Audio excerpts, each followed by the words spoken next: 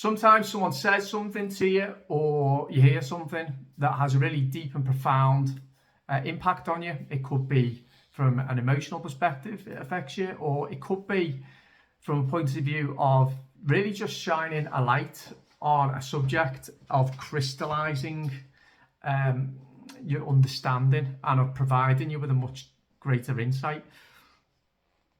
And for me, I had one of those moments just before, actually an hour or so ago. I was watching a documentary on Mao's China, Mao's Cultural Revolution. Mao Zedong, who was communist leader of China from I think 1946 to his death in 1976, oversaw a murderous, brutal regime that led to the decimation of Chinese culture, Chinese society, and of course the Chinese people, with the suffering and death of tens of millions of his compatriots. You know, leader of a communist regime that was built on ideas that had already been somewhat tested in Russia under Lenin and Stalin, and ideas that would go on to be tested in other regimes as well, notably Cambodia, North Korea, Cuba to a lesser extent. So we're talking communism and Mao's interpretation of the Marxist doctrine. And I've always known that in order to understand human nature and in order to understand society's current predicament, you have to have some appreciation and attempt at understanding history, particularly political ideologies, because there's so much to be learned and so much that we should be aware of, particularly with how it preys on human nature. And the particular thing that was said in this documentary that really struck a chord with me. I think the documentary was made, it looked like it was made in the late 80s, maybe early to mid 90s, either, maybe late 80s to mid 90s, something like that. And obviously the subject was Mao's Cultural Revolution, and then what happened and how Chinese society and Chinese culture and China itself recovered up until the point that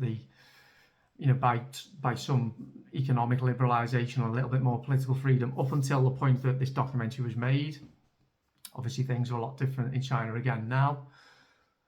And there were a number of different interviews, and one of the interviews was with this woman who, she looked like she was in her 30s, and she probably would have been in her 30s or early 40s, I guess.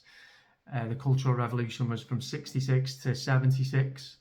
And she was talking about how she was a school child at the time, and about the levels of absolute horrific propaganda that was instilled into the children of the regime.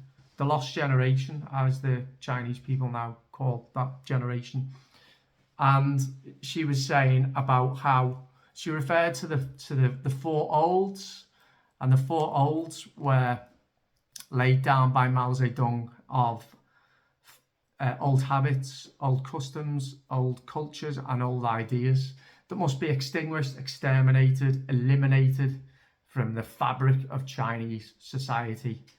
So that would be anything to do with its rich cultural history, anything to do with its with the arts and the creative industries in the country at the time, anything to do with how the country understood itself, any religious or spiritual leanings that any of the people had in Chinese society at the time, to completely and totally reinvent China.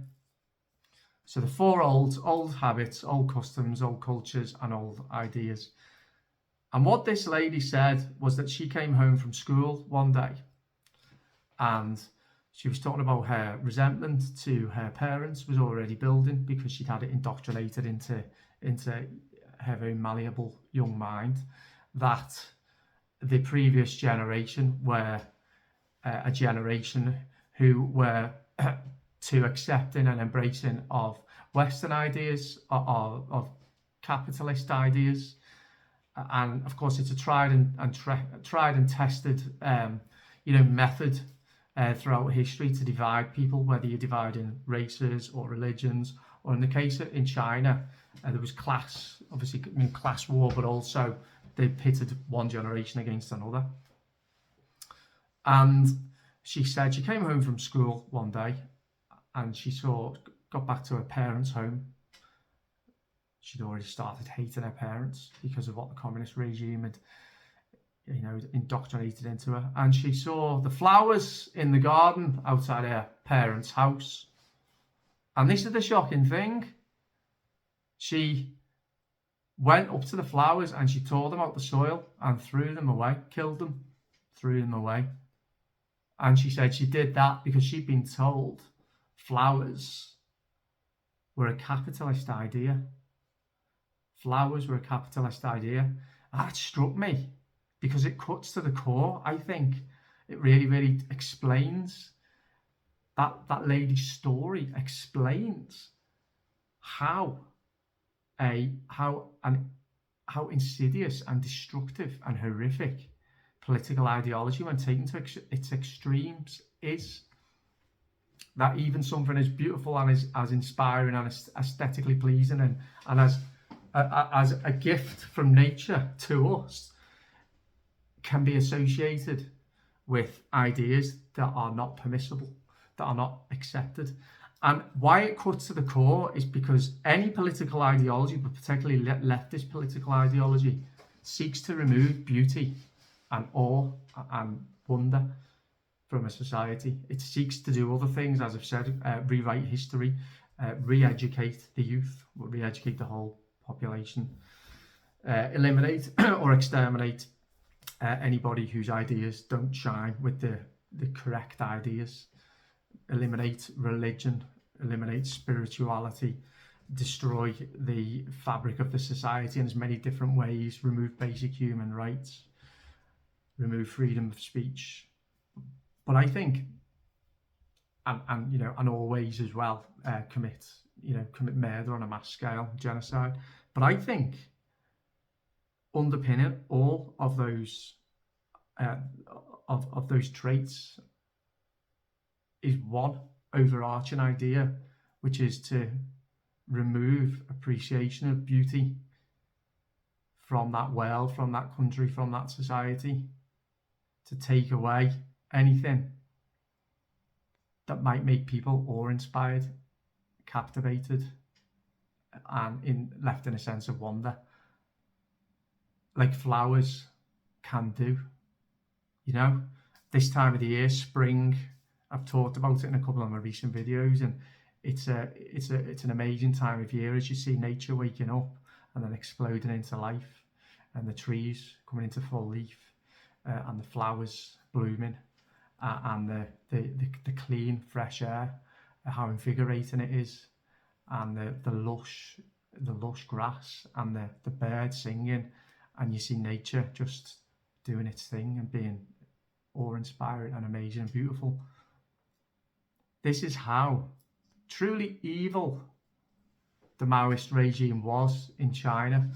And the reason I'm talking about this is because all of those things I've said, from the tearing the fabric apart, of tearing the fabric of society apart, to smashing apart our understanding of our own history, to attacking our ideas and our values and our ways of life and our culture, to removing religion, to smashing apart the family unit, to demoralising and destabilising the country and its people, to mass suffering and death, and to, crucially, poison the culture to such an extent that it's warped beyond all recognition, primarily by taking the aesthetic beauty out from architecture, from art, from music, and from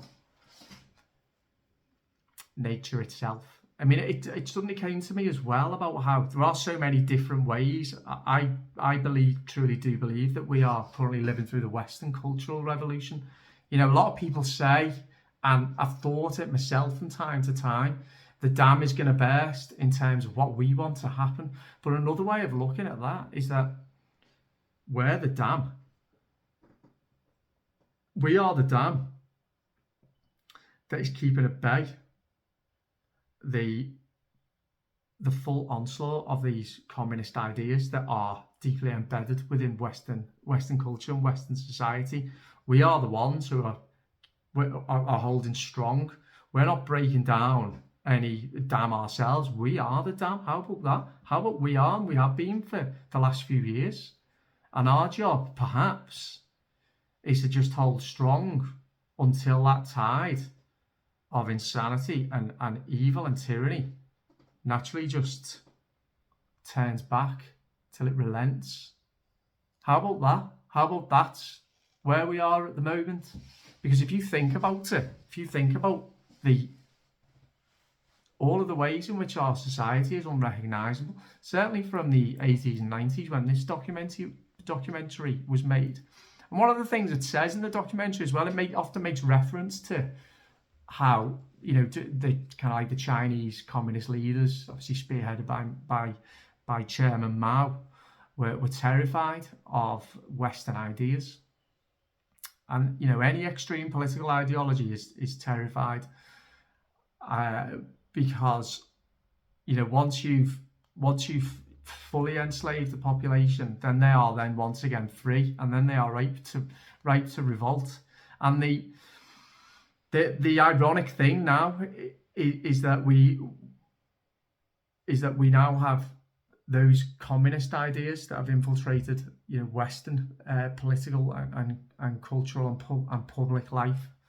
So I find that very interesting as well. But what I want to say to end this video is that the antidote, if I have to say, what is the one main antidote to what is currently going on at the moment? And, you know, you'll all obviously you'll know what the main points are, from the attacks on family to the indoctrination and sexualization of children to the flooding of European countries with third world Islamic migrants, to the attacks on our freedom of speech and the attacks on our minds and bodies, the attacks on our culture and way of life, the attacks on the arts and the creative industries, the constant weaponization of propaganda and fear and distraction to control people. What's the one antidote to that? Well, there's a number of antidotes. What can we do to counterbalance that? To give ourselves the best chance of holding strong as this dam holds strong until this sort of insanity naturally burns itself out as it's exhausted and kind of like natural law rebalances things. What can we do? Well, here it is. Here's what we can do. Celebrate, appreciate, and seek beauty and wonder and inspiration. I mean, how many people are there? I reckon there's quite a lot who've never, on a clear night, looked up at the stars. I do that all the time. It's a good way to ground yourself, and it's mind-blowing. It's absolutely mind-blowing and confusing as well when you start pondering the really deep existential questions of our existence. But it's also magnificent, and that kind of like celestial display that's above our heads every single night when the clouds are not there is the most beautiful thing that we can see.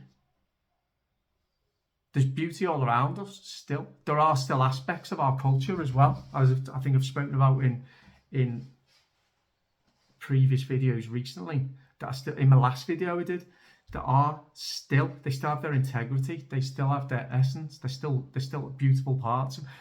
My country, England, is still a beautiful country. But you think about those flowers that girl tore up because she'd been indoctrinated that flowers are bad. Flowers are a Western, they're an American and British thing, they're a capitalist idea. We look around now and see, well, I look and see the people who pave over their driveways, tear up their gardens and put the artificial grass in. You see these councils that are idiotically, moronically, these absolute idiots, foot soldiers of the Western Cultural Revolution regime, who are, at local council level, they'll just go, yes, sir, no, sir, 3 bags full. So it doesn't matter what they're told to do, they'll do it because they're stupid. Tearing up apple orchards, 100-year-old fruit trees to put in bus lanes, things like that. History repeats. These Chinese or these communist ideas are deeply embedded within our culture, within our society, within our people. You see it. You know what the ugliest thing is, actually? The ugliest thing that I see is, and I observe, and I've talked about it a lot, and I've had some terrible struggles with it, is the elimination of humanity from so many people, of care and compassion and empathy, as well as a complete elimination of any ability to think and feel as well. It's almost like a lot of people aren't actually human anymore. And I do truly believe that. That's what propaganda, done properly and expertly over a long period of time, that's what it does to some people. It's what it did to a lot of people. Thankfully, many have now, at least partially, recovered. Morally, not many, not too many have recovered morally, but they've come to their senses at least. But the ugliness that you see you turn the TV on, you see ugliness. You look at new buildings that go up, you see ugliness. You see art and comedy and music, and it's ugly. You see these new ideas that have gained rapid traction, particularly the whole trans thing. It's deeply, disturbingly ugly. But also what's ugly, as I say, are a lot of our people, unfortunately, by the way they've behaved towards their own countrymen and women. And the antidote to that is us, isn't it? And it is incumbent on us, as well as showing courage and fight, resolve, and standing up and never not speaking. There's always speaking the truth, but to not forget that in us seeking and wanting and embracing beauty and awe and wonderment, that's the antidote, because that's God, and there's nothing that can compete against that if enough of us do that. Fear, there's a lot of people on our side of things that are in this constant fear, and they're forgetting the beauty in the world. Klaus Schwab and Tony Blair and Bill Gates and all the rest of them that I can name, they're trying to remove beauty from the world and replace it with this technocratic bio state, with their, don't you, with their transhumanist agenda and their digital ID and all the rest of it. But they're only partially succeeding because of the dam that we've built. And if we keep looking and celebrating and building and creating and talking and appreciating and immersing ourselves in nature, appreciating wildlife and anything beautiful around us, our families, our pets. I've got a little 7-month-old puppy, Diamond, and he came into this horrible world in September 2022, and he just goes about his day being a dog, amazing. And I love him to bits, 7-month-old puppy, goes around sniffing things, chewing things, jumping on you, licking your face, and then he has his tea, and then he sleeps, and he goes out in the garden, he plays in the garden, we take him for a take him for a walk, he comes back and repeat, and he just loves you for it, and we love him. You know, let's take the lessons that this lady in the video taught us. Now, just to finish on that, the Chinese people had a reckoning with the Cultural Revolution pretty quickly, which is something for us to take heed of. Once Mao died, China changed quite quickly. It liberalised to a degree, but certainly the mass slaughter and famine that kind of came to an end relatively quickly. It's far from a perfect country, China, now, and I'm not. There's a whole different other kind of like socio-political, technical model of politics in China at the moment that I believe they're trying to implement here as well.